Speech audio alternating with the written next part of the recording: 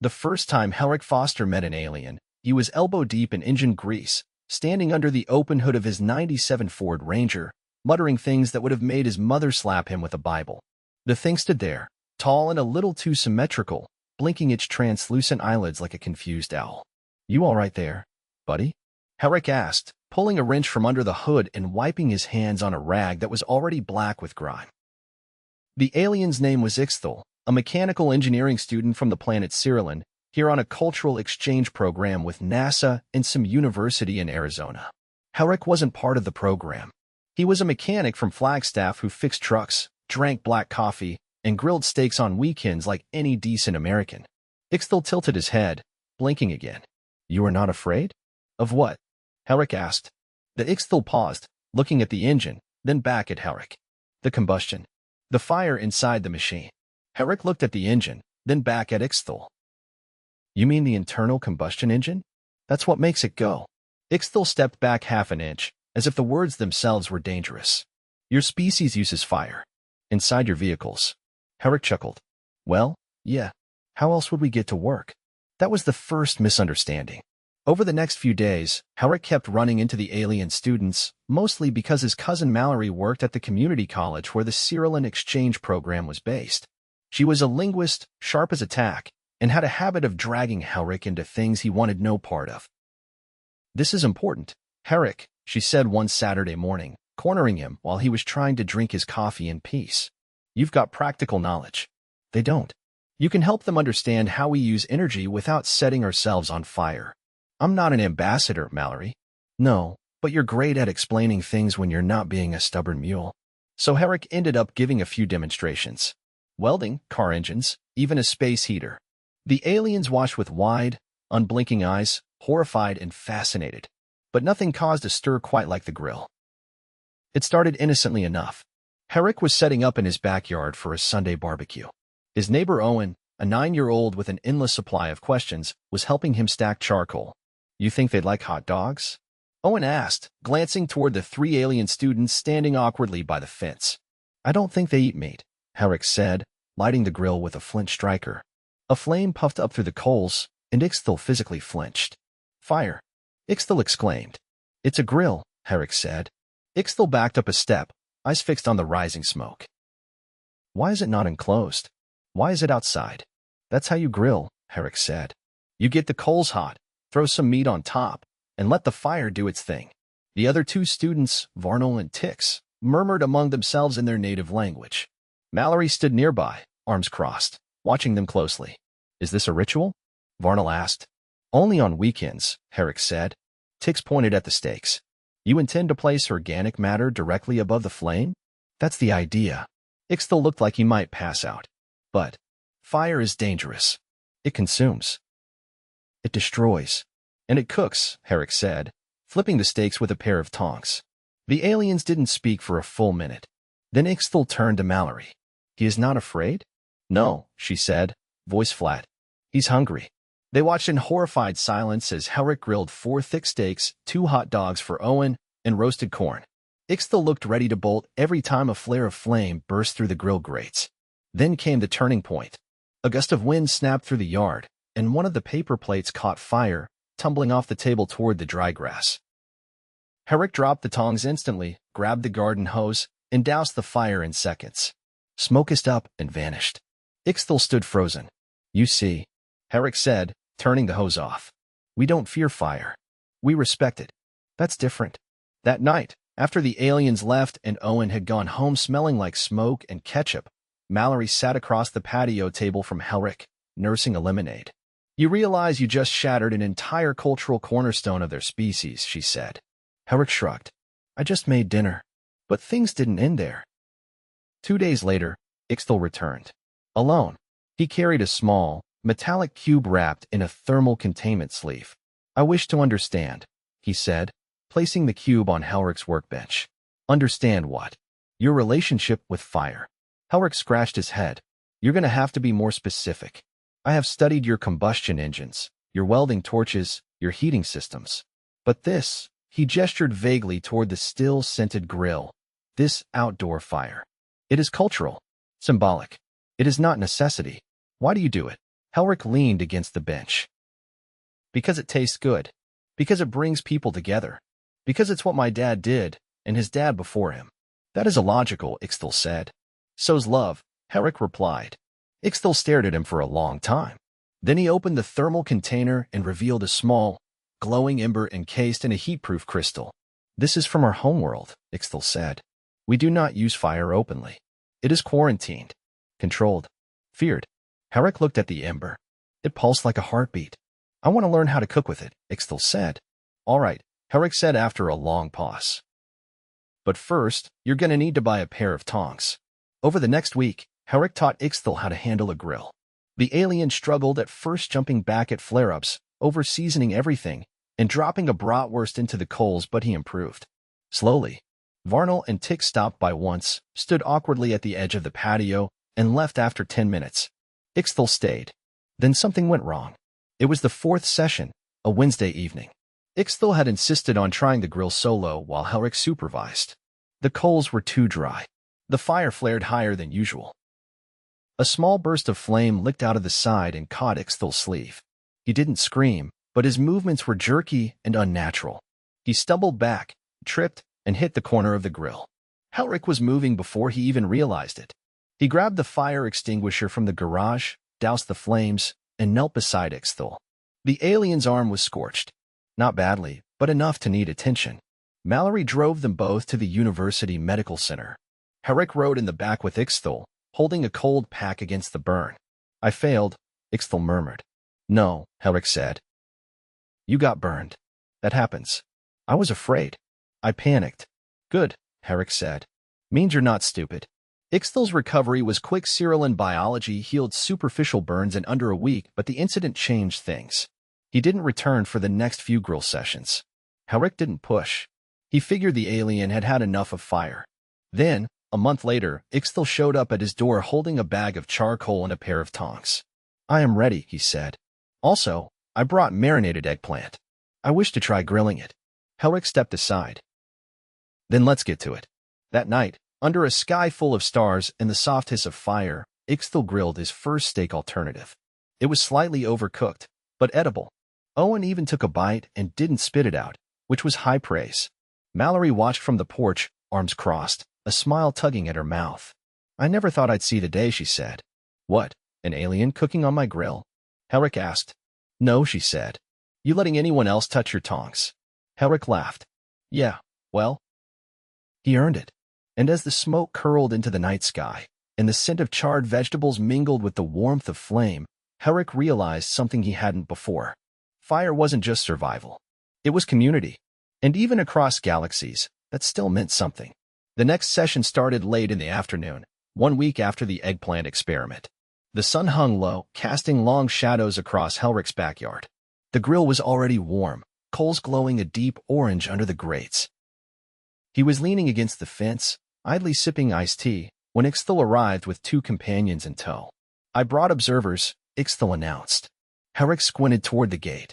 The new aliens were shorter than Ixtal, with pale, opalescent skin and wide-set eyes that shimmered like soap bubbles. One of them carried a rectangular case that looked like it needed clearance to open. You guys customs or something? Helrick asked, nodding toward the case. I am Vrellin. This is Hawks, said the one holding the case. We are behavioral analysts. Of what? Species risk assessment. Cross-cultural resilience patterns. Emotional thresholds under non-native stimuli. Sounds like a hell of a dinner guest. We are not here to dine. Didn't think so. Ixtal set a pack of skewers on the table. They're compiling data for next cycle's curriculum update. They want to understand how humans manage. Helrick rolled up his sleeves.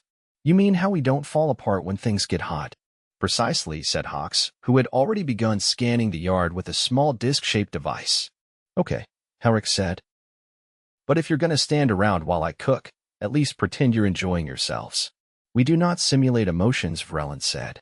Of course you don't. They watched silently as he skewered bell peppers, onions, and sliced sausage. Ixtal tried to help, but his cuts were uneven, and he kept pausing to analyze the internal temperature of the sausage with a palm scanner. Put that away, Helrick said. You don't need it. But how do you ensure pathogen death? You cook it till it's done. That is not a unit of measurement. It is around here. Hawks made a quiet note on a panel that extended from his wrist. Vrellin stood still as stone, eyes fixed on the fire. Helrick placed the skewers on the grate, the sizzle sharp and immediate. A small flare popped up, and Vrellin twitched. "You all right?" Helrick asked. "I was not informed the flame would be that audible. It's just reacting to the fat." Reacting implies volatility. Helrick flipped the skewer. "That's the fun part." "Fun," Vrellin repeated. Ixtal handed Helrick a bowl of marinated mushrooms. "I used less oil this time," he said, "to reduce the flare events." "Smart," Helrick said. "I am adapting. You're learning." "That's not the same thing. I see a distinction." "Good." Hawk stepped closer, close enough that Helrick could see his reflection in the alien's eyes. "Do you engage in this activity during periods of emotional duress?" "You mean stress grilling?" "Yes, of course.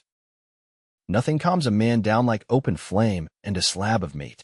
"Fascinating," Hawk said without inflection. Ixtal nudged a coal with a metal poker. "We also observed a ritualistic beverage consumption during your last session." "Beer." "Correct. You want one?" "We cannot metabolize ethanol." "Lucky you." Helrick pulled the mushrooms off the grill and set them on a foil tray. The aliens didn't move. The air smelled like smoke, pepper, and charred sausage. Then Vrellin stepped forward, slowly, and pointed at the skewers. "May I inspect one? You gonna eat it?" "No, then knock yourself out." Vrellin held the skewer like it might detonate. He turned it, scanned it with two separate devices, and finally looked up. "It is stable." "It's lunch," Helrick said. Later that evening, after the sun dipped below the pines and the air cooled, Ixtal lingered while the others left. Hawks and Vrellin departed wordlessly, their case packed and sealed, their notes encrypted and uploaded before they even reached the gate. Helrick sat on a folding chair, scraping the grill clean with a wire brush. Ixtal stood nearby, arms folded. "They didn't get it," Helrick said. "They recorded everything." "That's not the same." "No," Ixtal admitted. "It isn't." A breeze rustled the leaves. Somewhere down the street, someone was mowing their lawn in the dark. "I want to show you something," Ixtal said. Helrick looked up. "What is it?" "Not here. But soon." "Can I bring the grill?" "That may be." Strongly discouraged. 2 days later, they met at a shuttle pad outside the university campus. The pad was small, barely larger than a basketball court, surrounded by fencing and security turrets that hummed when you walked too close. Ixtal handed Helrick a blue wristband. "This will get you through customs." "Should I be worried?" "Only if you attempt to ignite anything." "Noted." The shuttle was silent inside. No engine rumble, no vibration. Just the faint hiss of climate control and a soft glow from the walls. Helrick sat stiffly, arms crossed, while Ixtal tapped commands into a recessed panel. "You never said where we're going." "Orbital. One of our educational vessels. Thought you folks didn't like fire." "We don't," Ixtal said. "That's why it's in orbit." The vessel was the size of a stadium, suspended in low Earth orbit like a floating museum. Inside, the corridors were curved and smooth, with no visible seams or rivets. Everything had the sterile calm of a new hospital, but quieter.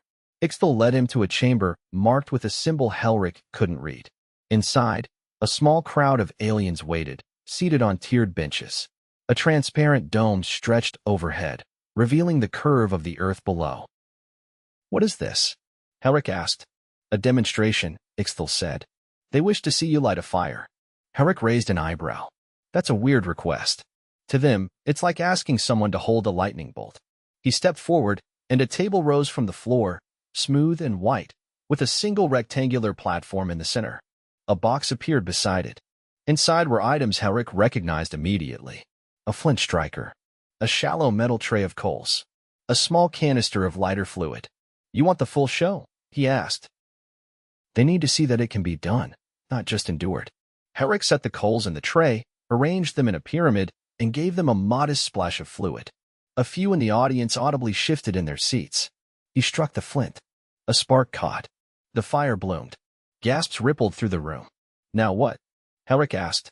Ixtal stepped to his side. "Now, you wait." They stood there as the flames settled, licking gently at the coals. The dome dimmed slightly to compensate for the brightness. A few aliens leaned forward.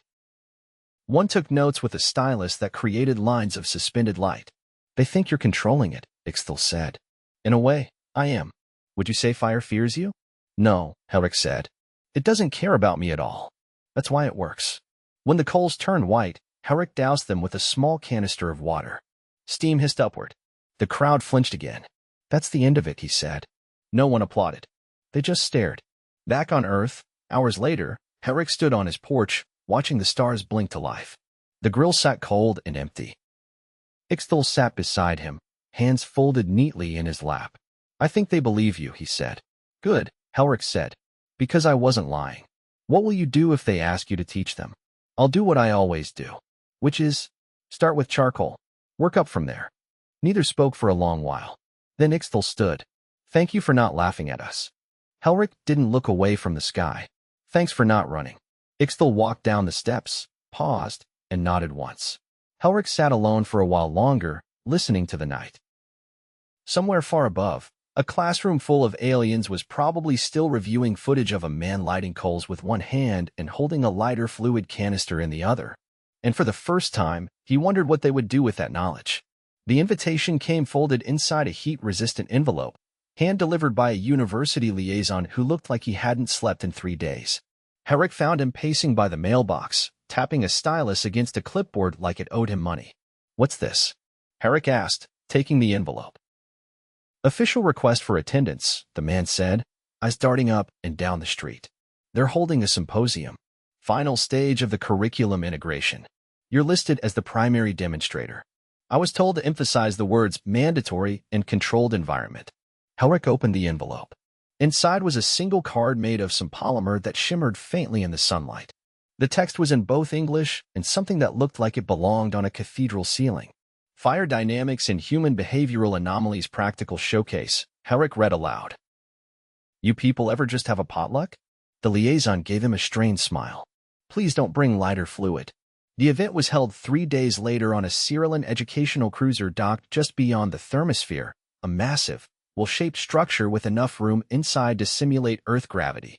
Helrick arrived with a duffel bag containing his travel essentials, a titanium spatula, a bag of mesquite briquettes, and 6 vacuum-sealed hamburger patties. He was met at the docking bay by Ixtal, dressed in a garment that looked like a cross between a lab coat and a formal robe.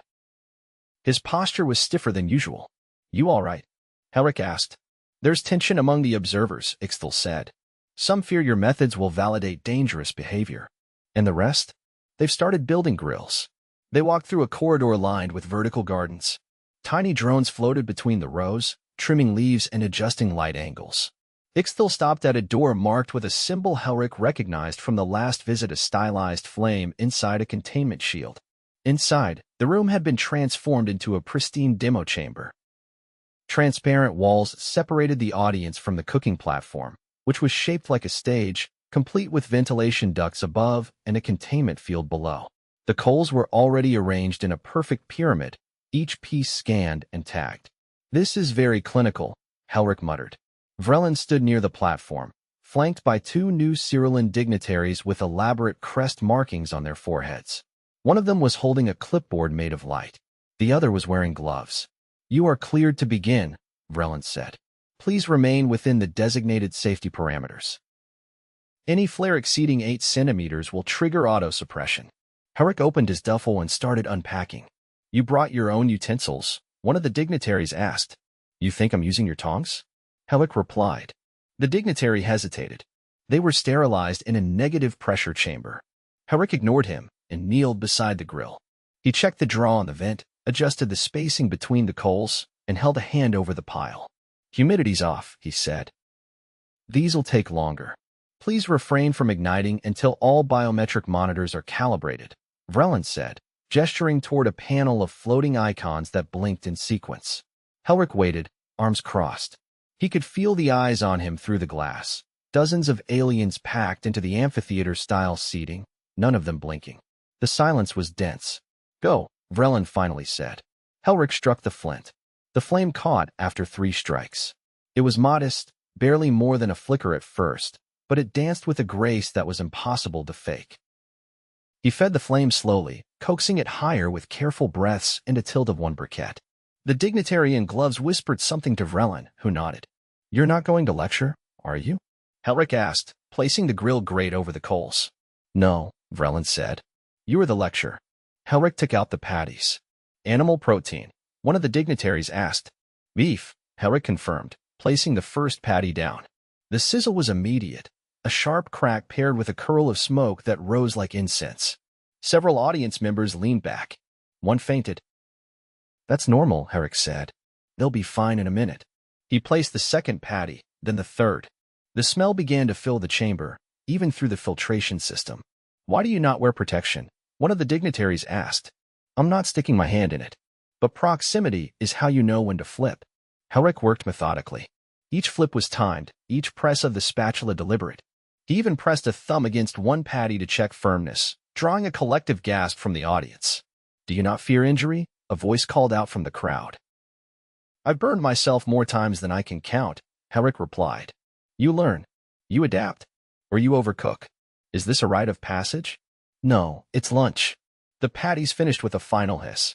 Helrick moved them to a waiting tray, stepped away from the grill, and let the coals die down naturally. The dignitary in gloves approached the tray with a scanner. "No," Helrick said. "You want to learn? Taste it." "I cannot metabolize, then stop pretending you're here to understand."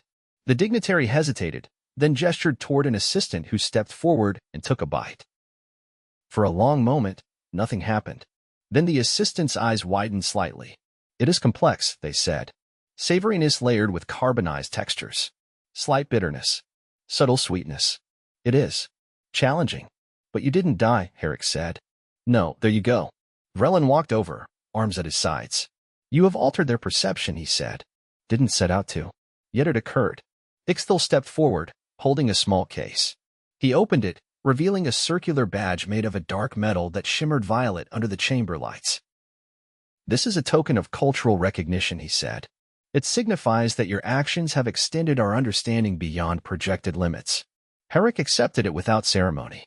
"Looks like a bottle opener." "It is not. Still might try it on a beer." Cirellon turned toward the audience. "The demonstration is concluded. The fire has been witnessed." The chamber lights dimmed. The containment field disengaged with a soft hum. The audience began to file out, some speaking in low tones, others unusually quiet. Back in the shuttle, Helrick sat across from Ixthel, the badge resting on the seat beside him. "You think they'll pick it up?" he asked. "Some will. Others won't. But none of them will forget it. I suppose that's the best you can hope for." Ixthel looked out the window, Earth slowly rotating below them. "What will you do now?" he asked. "Head home. Clean the grill. Maybe restock the propane." Ixthel tilted his head. "You use both charcoal and gas?" "Depends on the day." "That is deeply inconsistent." Helrick nodded. "Exactly." The shuttle began its descent, the windows tinting automatically as the atmosphere thickened. By the time they landed, the sun was low again. Same yard, same trees, same folding chair. Helrick stood for a long time, letting the cool air settle around him. The grill was still there, just as he left it, lid closed, ash settled. He opened it, brushed the grate once, and smiled. No fire this time. Didn't need one.